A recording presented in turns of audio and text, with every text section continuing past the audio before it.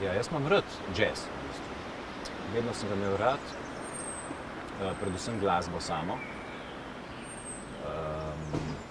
Najprej sem tudi bil sam dejaven v raznih jazzovskih zasedbah. Je pa res, da sem se potem začel odmikati nekako od tega. Aha, in še to bi povedal, da v bistvu najprej sem poskušal znotraj jazzovskih form igrati, poiskati neke druge načine, ki so ponavadi v bistvu motili ostale glasbenike. Skratka, nisem znal najboljš nekih svojih idej plasirati znotraj teh jazzovskih okvirov. Potem sem se pa nekako čisto odmaknil od tega, začel delati čisto druge stvari.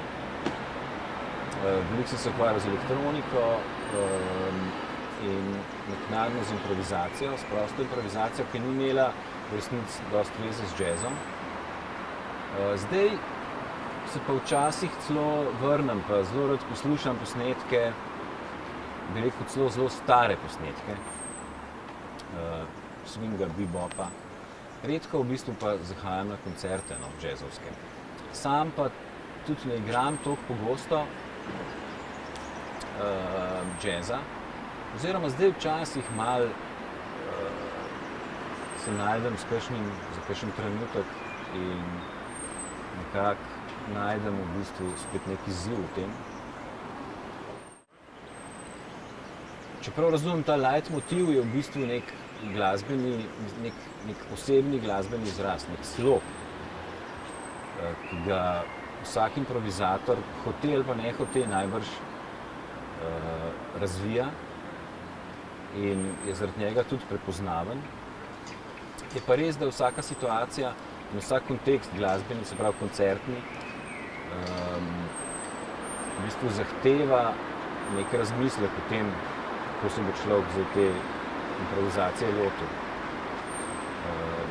Jaz se prav veselim tega koncerta, ker namreč ne vem še zaenkrat čisto popolnoma nič, ker z Eduardom razen enkrat mogoče čisto kratko, sploh še nisva sodelovala.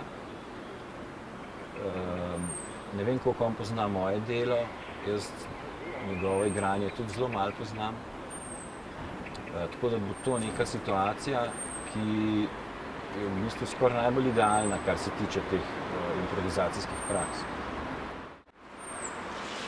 Ja, to je dobro vprašanje. Zdaj jaz imam obdobja, ko svoje nastope snemam, ali pa celo snemam nastope drugih improvizatorjev. Tudi par plošč sem izdal, improvizirane glasbe. In se mi zdi, predvsem v današnjih časih, pomembno kot nek dokument trenutka, ki ga pač tisti, ki niso na koncertu, ne morejo ujeti. Je tako kot en tak podpis glasbenika, da lahko te posnetke da nekomu, da dobi vtis o glasbi oziroma o tehniki oziroma o glasbeniku. Je pa ta vtis lahko zelo zgrešen. Poznam pa tudi več teorij oziroma tudi več mnenj o tem, ali improvizirano glasbo dokumentirati ali ne. In sam v bistvu nimam neke take trdne 100% drže oziroma odločitve o tem. Včasih se mi zdi to možno in smiselno, sploh za glasbenika, ki recimo ima obdobje, ko bolj analitično pristopa v svoji glasbi. Pa enkrat se mi zdi pa to popolnoma brez veze in nepotrebno in sploh čisto nesmiselno.